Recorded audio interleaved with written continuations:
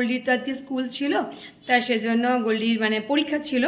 Goldie school থেকে এলো, ওকে স্নান করিয়ে মুড়ি খাইয়ে মা আবার মন্দিরে নিয়ে গেছে।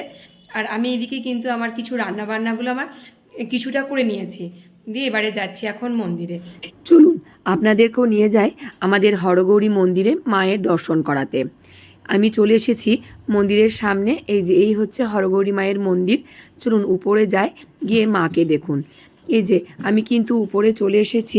এখানে এই হচ্ছেন আমাদের হরগৌরীতলার হরগৌরী মা, যেখানে উনি বিরাজমান। আর আজকে তো অষ্টমী তিথি, তাই কিন্তু আজকেই ঘট ভরা হয়েছে এবং আজ থেকেই পুজো শুরু হয়েছে। দশমীতে ঘর বিসর্জন হবে মায়ের, কিন্তু মায়ের মূর্তি বিসর্জন করা হয় না। সাথে সাথে মূর্তি বিসর্জন হয় শ্রাবণ মাসে, যখন পুকুরে জল টলমল করে তখন কিন্তু মূর্তি বিসর্জন করা হয়। তারপরে কিন্তু শুরু হচ্ছে আরতি, প্রস্তুতি নেওয়া হচ্ছে।